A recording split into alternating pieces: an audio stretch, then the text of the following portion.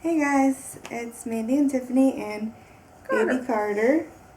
He's here and he's healthy, and we're just we're going to tell you basically the birth story, everything that happened and whatnot. If you follow us on Instagram, you've already seen probably thousands of pictures of him, but yep. So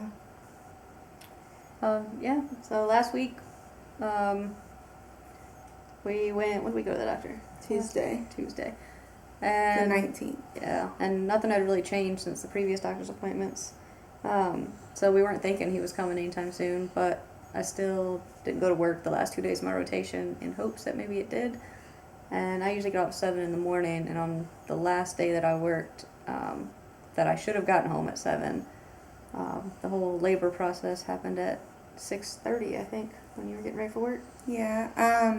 Basically, like in the doctor's appointments following or up to when I went into labor, 36 weeks, we had one doctor that said I was 1 centimeter dilated and about 50% effaced. And then the next week, we started seeing our midwife, who would end up delivering Carter. And she said that I wasn't quite a centimeter. So we were kind of discouraged at 37 weeks that I wasn't a centimeter that like we thought I was. But then 38 weeks, she said I was a loose 1. And then at 39 weeks, she said I was between a 1 and a 2. Right? Yep. Yeah. And then, well, I say 39 weeks, but it was really like 2 days before I was 40 weeks. I was between a 1 and a 2. So then that night we came home, and every time I walked, I got contractions. So we were walking like a mile and a half a day just to kind of get them going, but they weren't getting anywhere. They were mostly like Braxton Hicks, tightening up top, but nothing really lower. So then that night we went to bed, the 19th. We went to bed, and I woke up, or I had contractions throughout the night, so I was up like every hour. But then we woke up the 20th. I was getting ready for work, and I had straightened my hair and done my makeup. And I was still getting contractions, but they weren't anything I couldn't deal with. And they weren't, I didn't think they were consistent because I hadn't timed them. But then I went to the bathroom, and TMI, it's a birth story, so there's going to be a lot of that. I wiped, and it was like pink tinged. So I was like, I don't know if that's just my mucus plug or bloody show. So I went ahead and texted work and told them that I had contractions all night and I was tired and I'm not going to come in. And then I called the doctor to ask like questions about what I was seeing. So then he said that he thought it was my bloody show and that I was probably in early labor. So we got off the phone with him. I called my mom and told her everything. And I continued having contractions. They were coming like every 3 minutes, but they were only lasting like 25 to 30 seconds. So we decided I was sitting on the birthing ball and I was bouncing, and I got up and sat on the chair in our bedroom. And when I stood up from the chair, I felt like a gush of fluid coming out. So it was like just a small gush. So I ran to the bathroom, and it was it was watery and it had some blood clots in it. So I didn't know if it was my water breaking, and I was really nervous because there was blood clots. I wasn't sure what that meant, so I immediately called my midwife, and she said that I needed to come in and she would check me and we would go from there. So the doctor's office opened at 9 and she told me to be there to 1:45 and she would check me. So we did that, and she said I had progressed since the doctor's appointment the day before, but not much. And she said I was more effaced and about 2 centimeters. So the day before I was between 1 and 2. That morning I was 2 centimeters and more effaced, but she didn't tell me how much. And then she said to go home in labor. She checked to see if that gush was my water, and it wasn't. So she said it was probably just fluids like discharge and stuff. but when she checked me, there was a lot of blood. So anyways, she told us to go labor at home and come back when they were longer and stronger, and basically lasting for a minute for every, like, under 5 minutes apart, and lasting for a minute at a time, because they were coming consistently, but they were only lasting like 30 seconds. So then I came home. I called my mom. My mom came up, and I labored at home all day for 12 hours. Just walked. It was like 97 degrees, and we walked a mile and a half twice, so I guess 3 miles. And I was pacing the house here, and ended up calling the midwife at like 5 p.m. because they were still like maybe 45 seconds long, but they were not reaching the minute that she told me. So we called her, and she said to lay on my left side, and they might not come as consistently, but they would be more productive, was the word she used. So I decided to get some rest because I had been up every hour the night before and had been laboring all day. So I went and I laid on my left side, and for an hour they were coming every 5 minutes for about 55 seconds. So we were like, okay, let's just go ahead and go to the hospital, get checked, and if we get sent home, we get sent home. So we got to the hospital, got checked in. They checked me. Do you remember what I was? You're still 2. Still Yeah, 2? we thought, because I had been checking her throughout the day, and I felt like she was progressing, not a whole lot, but a little bit. So I was expecting them to say she was at least a 3, if not more, and it's a little disappointing when they said she was only a 2. So. Oh yeah, because she said that I was still a 2. Mm-hmm. Well, the nurse said I was a 2. Yeah. So then we, at that point, I felt like, okay, I've been laboring for over 12 hours. I'm not progressing at all. Like, is there something we can do? Because obviously we've been walking. They've been telling me I'm in early labor. I've been bleeding all day. So we called, or I had Mandy text the midwife and ask if there was anything we could do, and she said that she would call us in a minute. So she called. I don't even know what she said to you on the phone. Just that she was coming up to the hospital. Yeah, she was at the gym. She said she'd get dressed and come up to the hospital. So. Okay, so she came to the hospital and she checked me because she had been the one that checked me that morning. So she checked me to see if there was any progression. And she said that I was still. Oh, she said I was still 2 centimeters, but I was more effaced. So she asked if I wanted to augment labor, which originally on my birth plan I didn't want to do anything to augment. I wanted to stay home in labor as long as possible and then go to the hospital. But obviously I wasn't progressing, and I'd already been in labor so long. I was getting tired. And so she got to the hospital probably like 9 p.m. Yep. And we decided to go ahead and start Pitocin.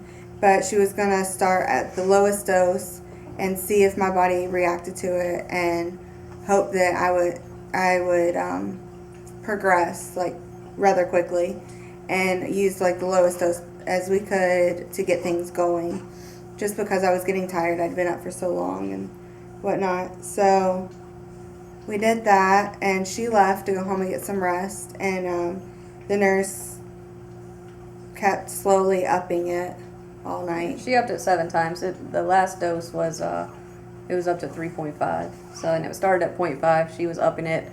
It looked like she was upping it every 0.5 or 0.5 every hour, hour and a half, something like that. But by the end, she did it 7 times. Yeah, by the end it was 3.5. So. Yeah. So by the time she upped it last time, I was getting really strong contractions, and I felt like they were back to back, and I was having no relief. And at that point, I was like, I know my birth plan, I said I didn't want Pitocin, I didn't want an epidural, I didn't want any of that stuff. But now I've already gotten the Pitocin, and I haven't had any rest. I've been laboring for, at that point, like almost 18 hours. And I was just, like, I just needed some relief and some rest. So there was no way I was going to have the energy to push him out. Going the way I was going.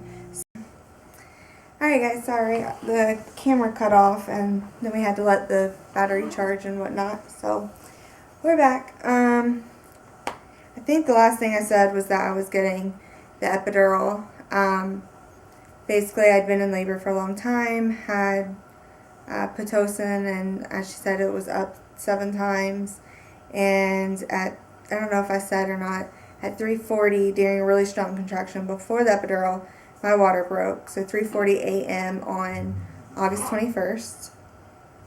And then I had to get half a bag of fluid before I could get the epidural. So we got that. And then I got the epidural, and we decided that, and I got checked, and it was like 6 a.m. at that point. And I was 5 centimeters. And I decided that I needed to get some rest, so hopefully I could progress in my sleep and wake up and push. So we all got a little bit of rest, and then the midwife got to the hospital about 8:30 and decided to check me.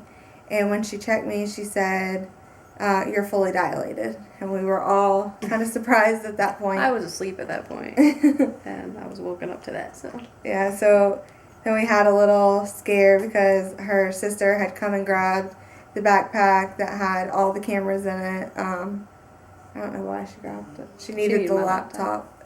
Yeah, so she grabbed the bag, just the whole bag instead of just the laptop, and had all the cameras at the hotel down the street. And, and we knew I was 10 centimeters. We were like, oh no, we're not going to get any of this on camera. So we all freaked out for a little bit, and they said that I was 10 centimeters, but he wasn't down far enough, so they were waiting for him to come down more. So they sat me up so gravity could help that, and we kind of just waited. So then her sister got there running, sprinting into the room, and everyone, was laughing that we all freaked out and we still had time. But so then the midwife decided to check me again, and I was only 8 centimeters.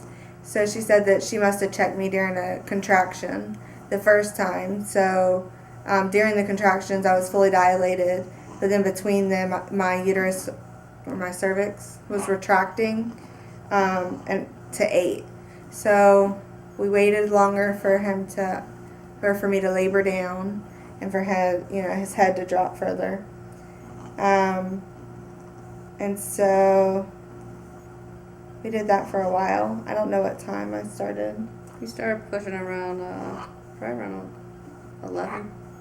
Yeah. Okay. So we did that for a while, and then she checked me at 11 and said that it was time to start pushing. So we started pushing forever.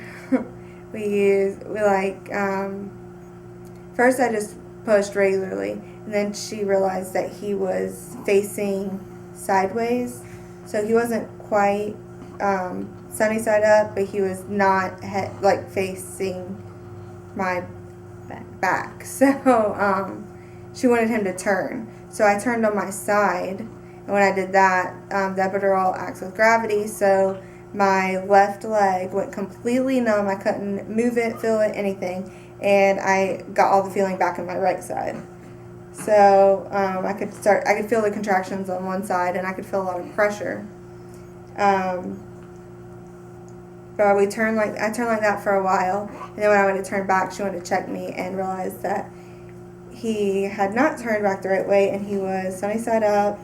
And so she was trying all different things to get him to turn.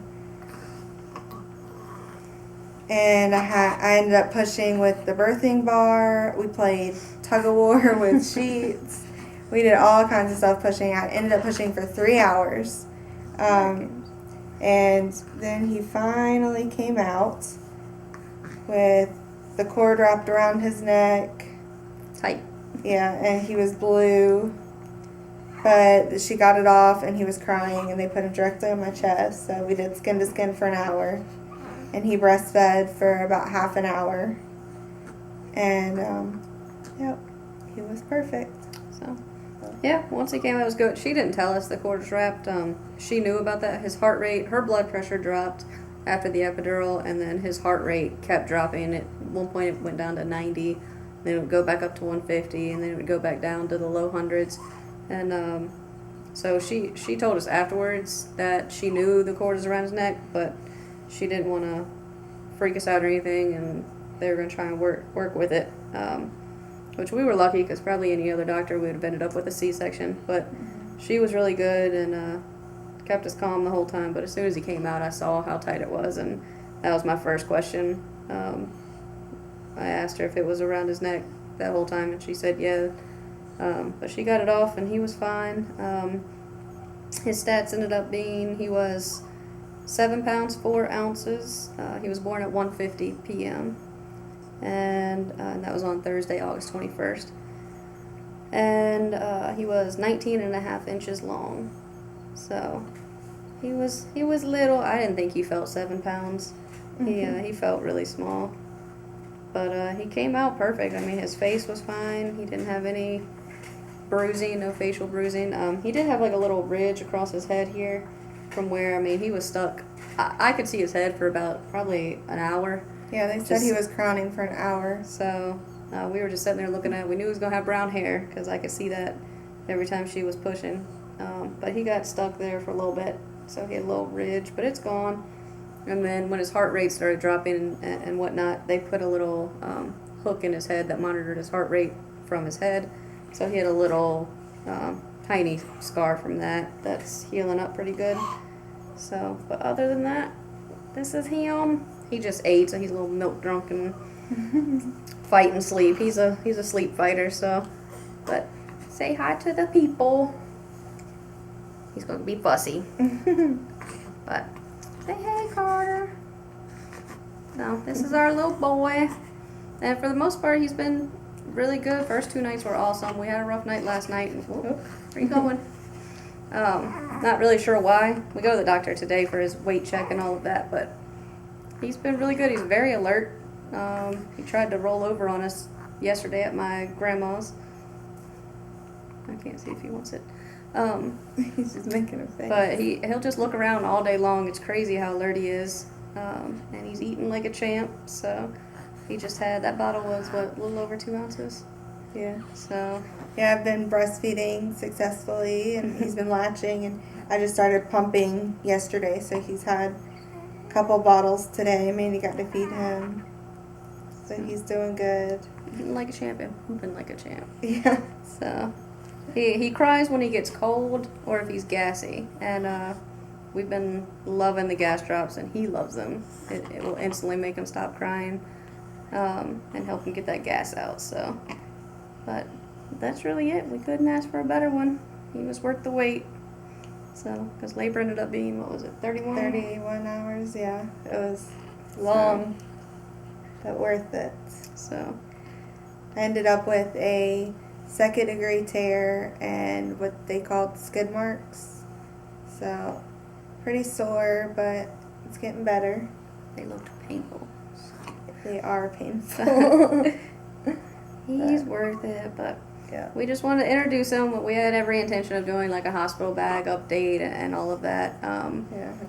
But didn't get to it. But we wanted y'all to meet him. You'll be seeing him more frequently now. So Yeah, and the day I ended up ordering Citrus Lane box, and we got it the day before he was born. The day I was laboring all day, it came. So we'll do it's still unopened because I want to do it on a video.